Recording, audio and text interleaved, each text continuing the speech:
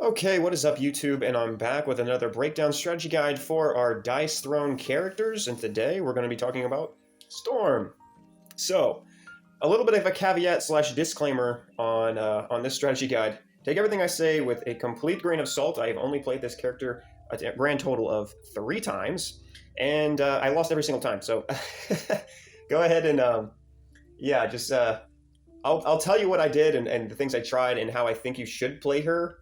Now that I've lost every time, because I didn't do these things when I was doing my playthroughs. I was playing against my wife, and she dominated me. We were just testing out all the new characters from the box 1 of the Marvel Dice Throne X-Men guys. So she played Psylocke once, Iceman once, and Wolverine once, and I played Storm 3 times in a row and lost every single time. So clearly I know exactly what I'm talking about when I'm talking about this character. So like I said, no, seriously, I'm not any hardcore competitive person. I love playing board games. You know, I try to be as strategic and as competitive as I possibly can be, but that doesn't mean that I'm the expert or the guru know-it-all of all this stuff. So just take what I say with some grain of salt. Maybe use it if you think it's useful. Don't if you don't, you know, whatever. I just want to talk about my favorite heroes, and Storm is probably going to be up there in my top 5 now after playing her 3 times here. So, okay. Now, all that being said as well, I did shout out to the community. I did find some resources. So there are strategy guides on boardgaminggeek.com where you can you just type in Dice Throne strategy guides, boardgamegeek.com or whatever, and it will send you to literally every single character that's ever been released now. They have every character broken down and like the statistics of each dice roll combination ability and stuff like that. There's a whole bunch of stuff there. They also have a Discord server that I found, and there is another YouTuber named Mr. Ben who is making a bunch of strategy guides, so he's really good at that stuff too. Okay, well, this is a long enough intro. Let's just go ahead and get into the characters. So I want to have a big thank you out to Argon Jedit. I think this is how you pronounce that name. I don't know. And then also Amy. So these 2 people were the posters of the strategy guides on boardgaminggeek.com. A lot of this information that I'm relaying to you guys comes directly from that, and from my personal experience also from playing this character a grand total of 3 times and going 0-3. So here we go. All right, so Storm, she's awesome. She's an absolutely sick character. I have all of her dice off to the side here and all of her tokens. She is so cool, dude. So her whole thing is that she has these lightning tokens, these tornado tokens, and then wind shear. But lightning is sort of the thing, right? So activate ability bonus effects or deal damage. So you on some of your offensive rolls here, you can gain these lightning tokens and you put them on the top corner of these abilities, and then it charges them. They have an extra charged effect when you activate the ability again, when you have the lightning token in the top corner there. Now you can choose to use the charge effect or just keep the lightning token there to keep it charged. And what you can also do is if you have 2 charges of lightning on one ability, then it gets removed immediately and it does 2 isolated undefendable damage. So I'll just go ahead and read the actual thing, but that's the explanation there. So if an offense ability has the outline of the lightning token, which is right here next to its name, it may be charged. When the lightning is gained, place the token on one of these spaces to charge that ability. When a charged ability is activated, you may remove the lightning token from it and activate the charged effect. If there are ever 2 lightning tokens on a single ability, immediately remove them both and deal 2 isolated damage, undefendable to a chosen opponent.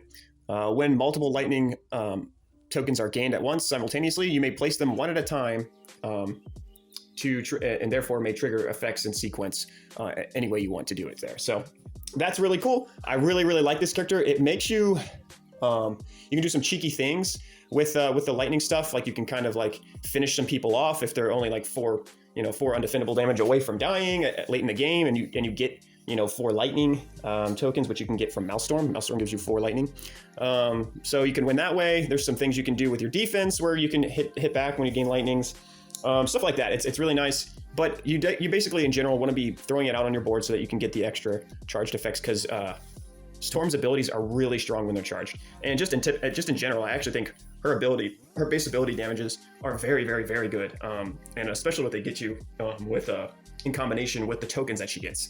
So I think she's kind of an overtuned character, a little bit, slightly. I think she's really strong, but I lost 3 times with her, so I don't know. Maybe she's not as strong as I think.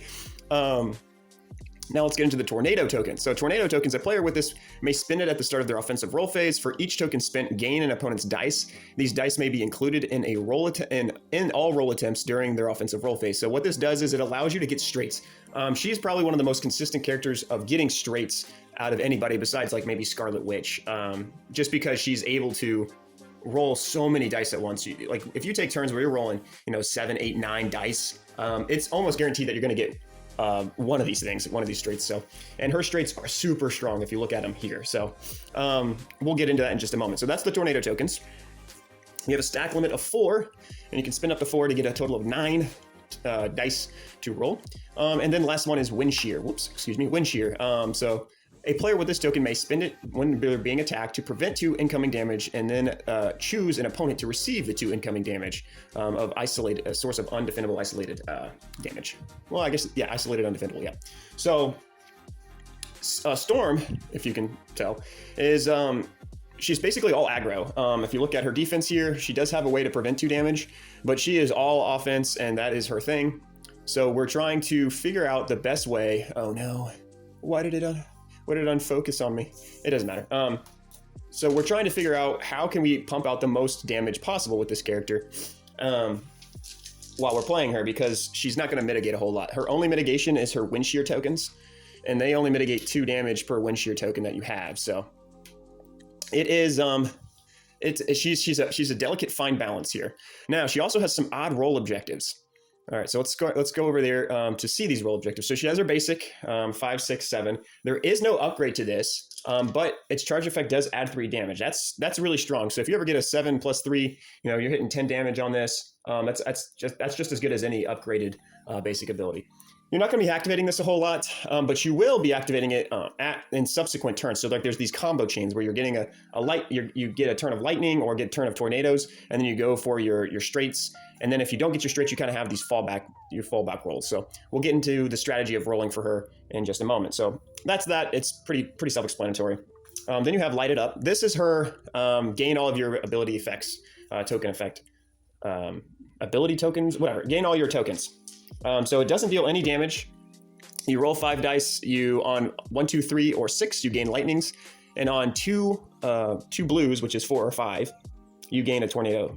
So you're going to average about maybe getting, and this all comes from Amy's guide. You're going to average about 3 lightning tokens when you activate this, and then maybe a tornado token, maybe. It's kind of like I don't remember, it was like 0.8 or something. So just under averaging 1 every time you activate this. And Amy suggests not even using this ability if you can help it, because unless it's charged, like you do get wind shear guaranteed if it's charged, which is good. Wind shear is a very good ability token. It's basically 4 damage. It's a 4 delta. You block 2 and deal 2. That's super strong. But yeah, Amy says not to use this ability, which I totally agree with. Unless, you're at risk of whiffing, it's better to do this and charge up and then just try to unload later in the game than whiff. But you're on a time clock with this character. So Storm is kind of like the ninja in that way, but she doesn't have the smoke bomb. She's got wind shear, but smoke bomb's way more potent than wind shear in terms of mitigation. So we need to be very cognizant of that when you're playing Storm. So yeah, this is basically your backup ability if you're at risk of whiffing and you have this, just go ahead and take it. That's basically what it is. Thunderstorm. So this is 1, 2. So 2. Oh, you can't see that. So 2 of your 1, 2, or 3 die. We'll go ahead and put the 3 here. So 2 of those, and then 3 of your 4 or 5 die. This is kind of a hard ability to roll.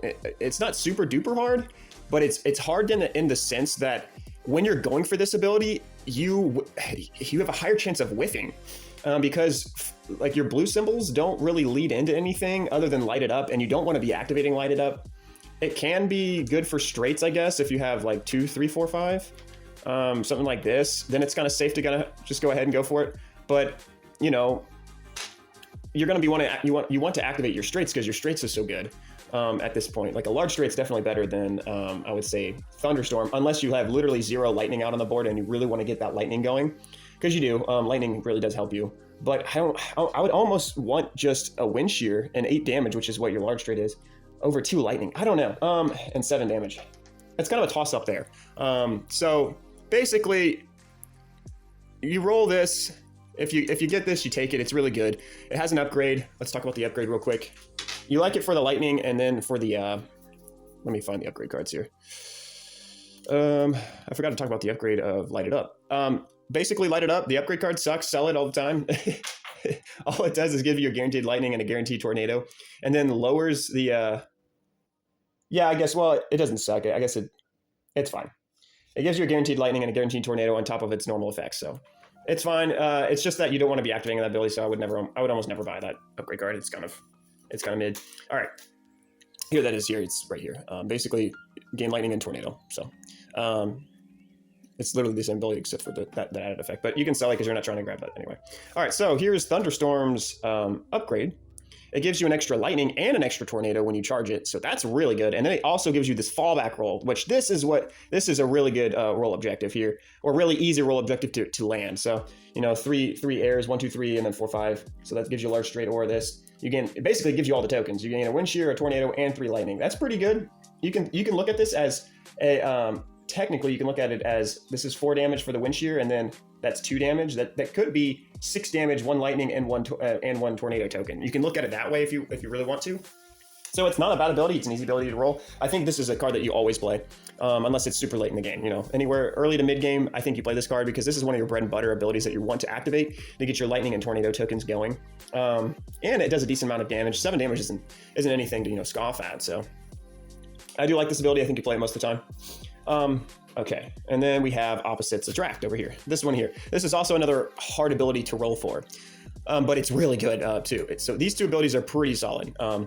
You gain 3 tornado tokens, roll 2 die, and then deal the damage equal of those 2 dice and damage or whatever. So it's going to average around 7 damage, like Thunderstorm, but you're gaining tornadoes tokens instead of lightning tokens, basically.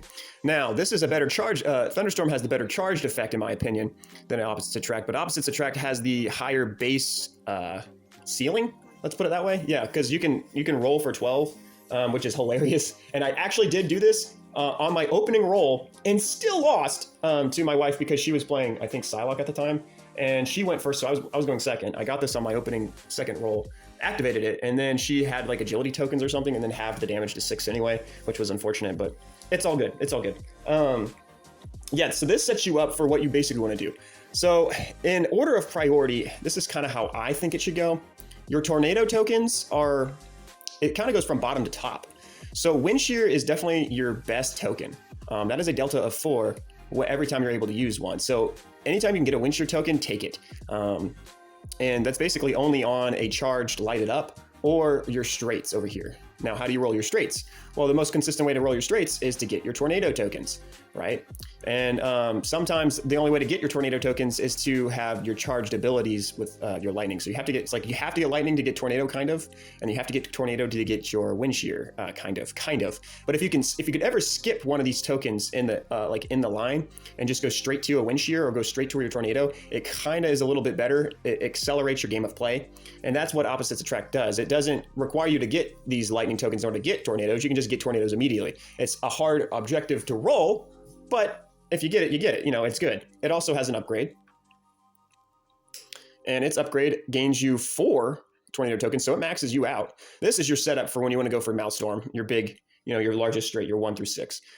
And then it gives you Forceful, a good fallback roll, actually. Gain 1 tornado and deal 4 undefendable. That is actually invaluable on Storm. She doesn't have a whole lot of undefendable damage besides like her lightning token stack, like when you double up on the lightning tokens and then deal that 2 isolated damage, or the wind shear tokens. Those are also undefendable sources of damage as well.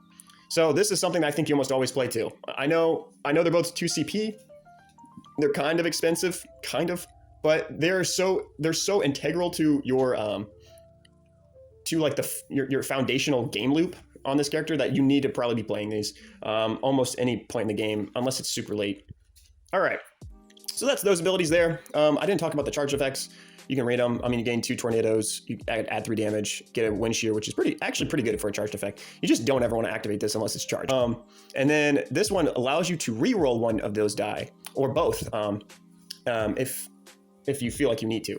So it guarantees, if you have a charge effect, it guarantees that you're not going to roll something super low. Like I have also rolled double 1s on this. So, the issue with the timing though is like you have to have the charged lightning bolt there, and then when you're activating the ability, you have to choose that you want to use the charge effect before you roll your rider die, before you re-roll these dice here. So it's kind of awkward. it's, you know, usually it's best to just leave it here and then use it for 2 isolated damage because you're going to average around 7 anyway. But man, it feels really bad when you roll like 1, 2, 3, or 4 damage on this ability. Yeah, you can't roll 1, 2, 3, or 4 damage on this ability, and you have it charged, and you're like, I could have avoided this. So it's hard to tell. It's hard to tell what to do with it sometimes when you have it charged. So it's kind of a lower priority on your charged lightning, like when you're divvying up your lightning tokens, but it can help. Anyway, all right.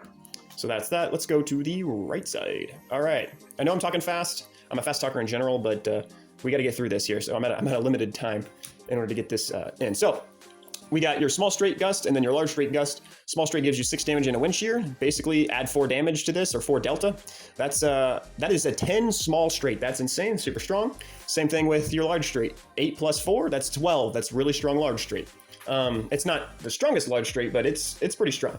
And that's just at base. Then if you charge the effects, you also gain tornadoes so that you can do this, you can do these straight chaining.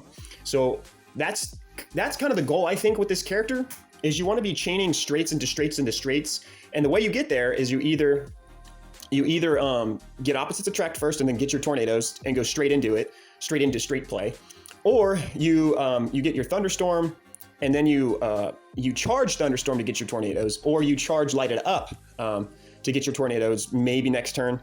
And then if you end up getting thunderstorm again, I would use your next lightning tokens to charge your straights, even your largest one, and then just keep chaining the straights together if you can. Basically, you want to be doing a straight play 2 turns in a row almost every other turn is basically how you want to play this character. I wasn't doing that when I first played her. I was just going for this thing the whole time. This thing's super alluring, so don't get trapped into that. Take it if you get it, but don't force it too much. So we'll talk about that.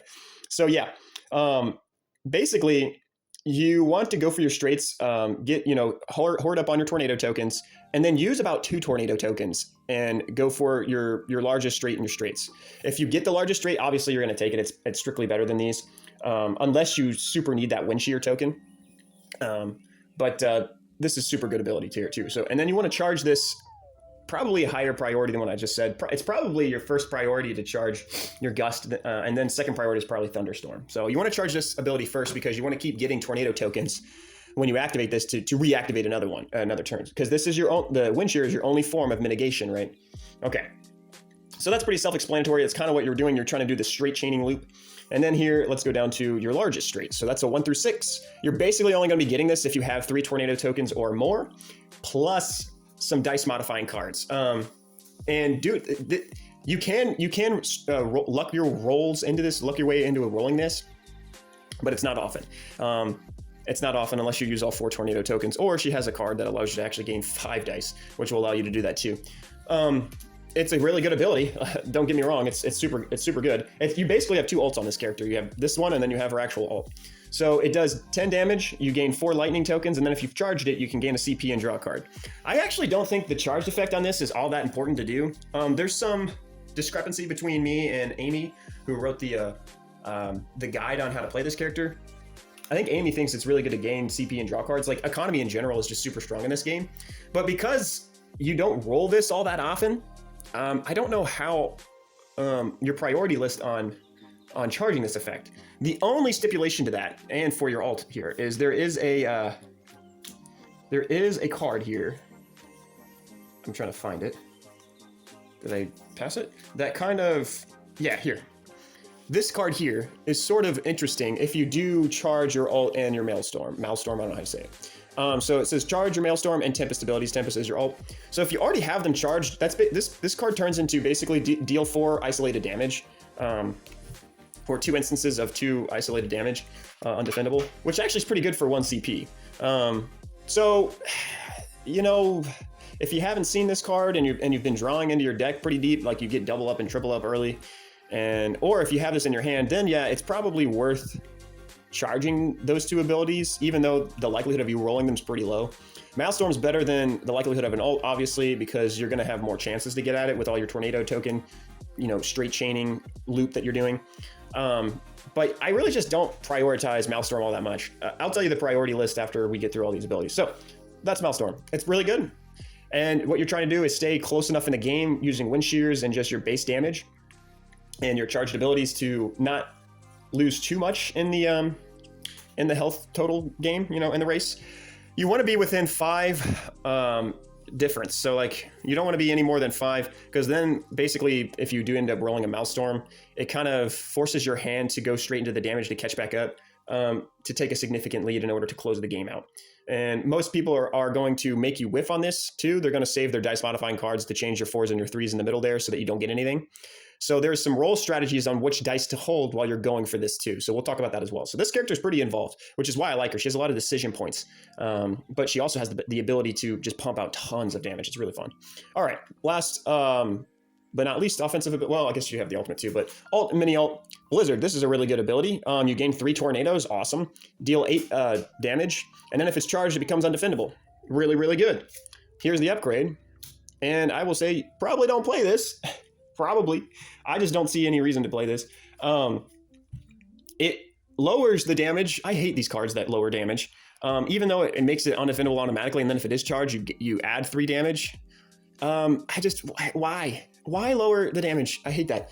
It's 2 CP. It also gives you drizzle. You know, the micro ult. You gain 3 tornadoes and 3 lightnings. That's okay. I mean, Storm's not really struggling for setup abilities. She's got Light It Up, Thunderstorm, opposite. Almost every other ability she has kind of sets her up. So you really don't want to be rolling this. And in my honest opinion, you don't really want to be doing this. Because this is a backup roll to your ult. You're basically not going for this. You get this when you get pushed off of the ult. And if you're decreasing your damage and you don't charge this effect, you just decreased your damage for no reason. This is one of your lower priorities to charge on your board list. So I just don't even like this card. I sell this majority of the time. I can't see an instance of why you would need to have this. I don't see the advantage other than maybe drizzle, but I can't see the purpose of drizzle because you have Light It Up, Thunderstorm, Opposites Attract, Maelstrom. You have literally a plethora, a myriad of options to load up on your abilities on this character. This just seems like a wasted card. I would have actually preferred them have an upgrade card to her defense, which they don't, unfortunately, then have this card. This card sucks. I say sell this almost all the time, in my opinion. I can't remember what Amy said on the guide.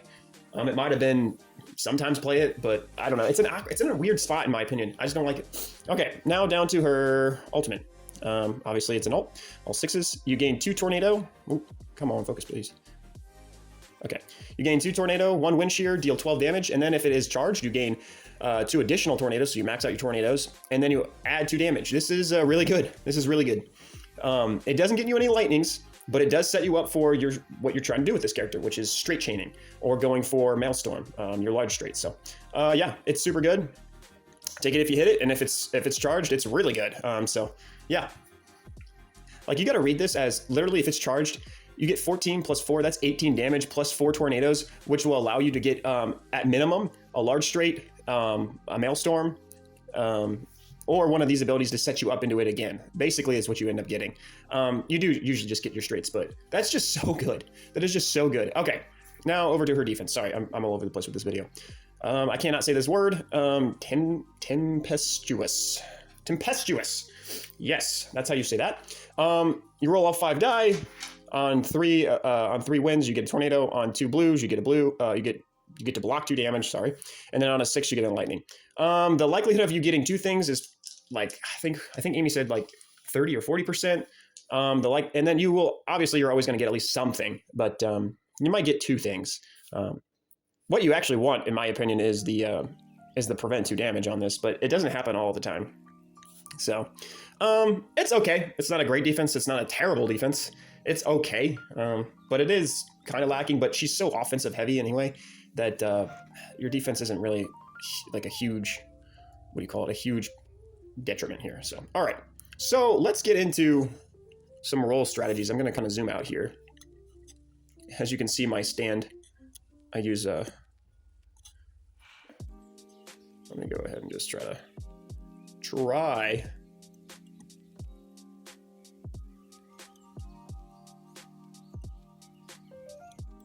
Okay, now can we focus? All right, so let's go ahead and try to show you what I mean on some roll strategies. This character is a little bit easy to whiff on if you get particular rolls.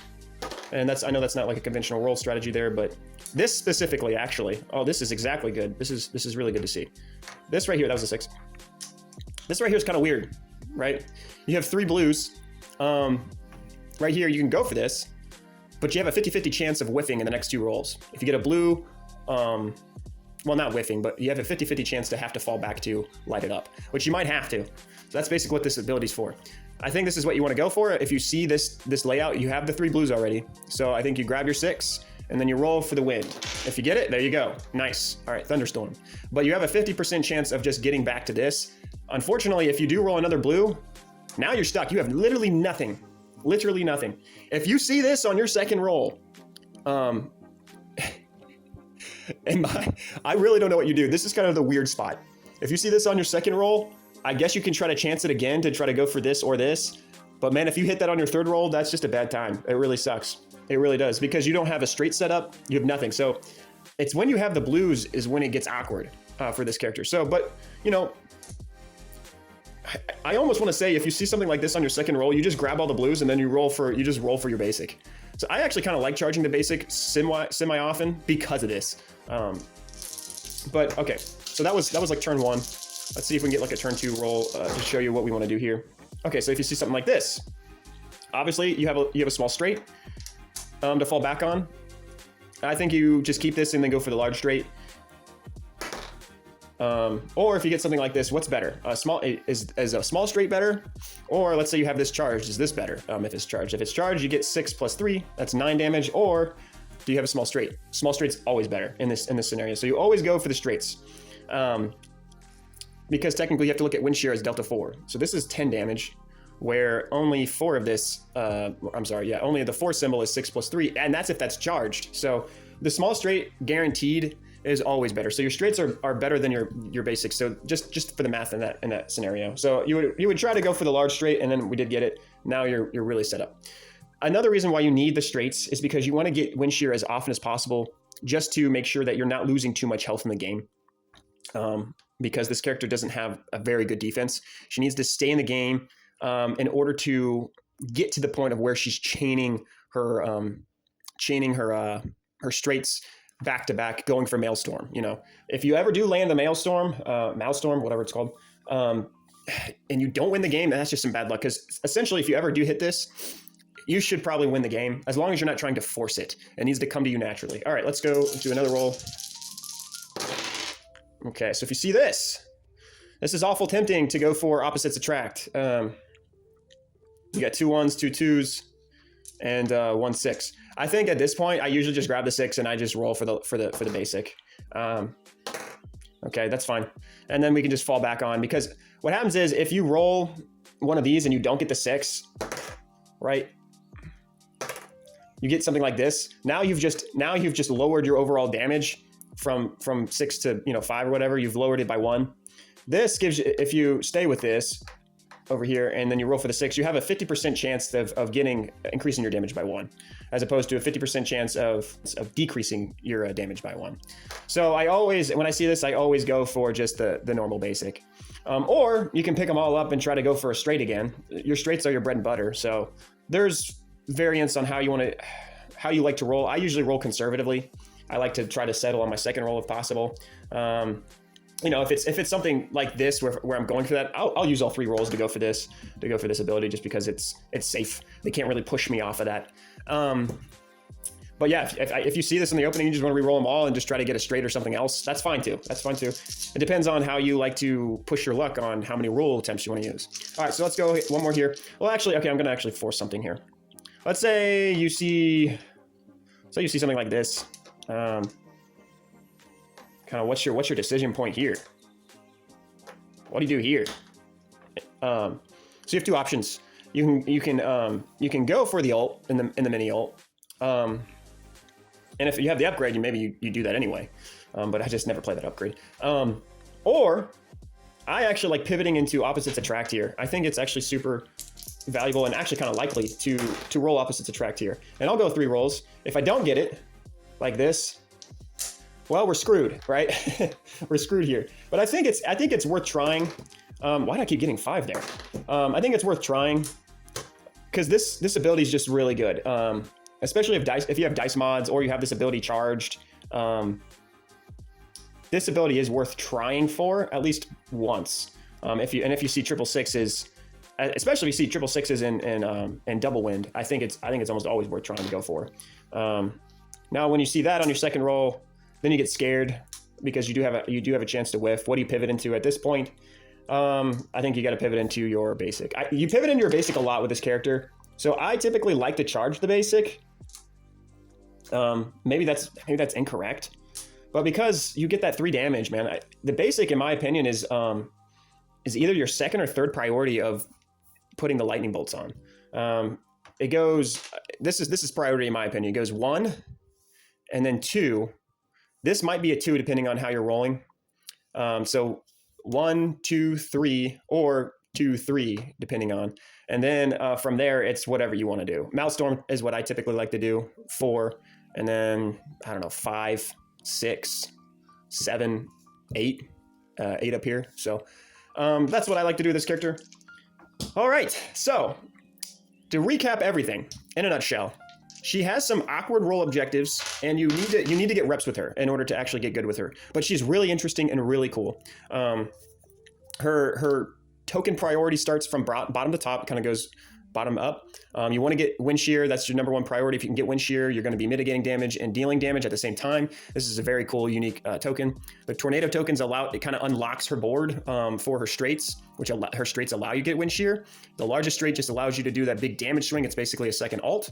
And then her lightning tokens allow you to get to these tokens. So this is an enabler, but it's also a cheeky way to finish or close games if you have enough lightnings on board, and then you can use the lightning isolated damage portion in order to finish out a game. And then your role objectives in terms of like priorities, it kind of goes in order of the tokens, right? Kind of.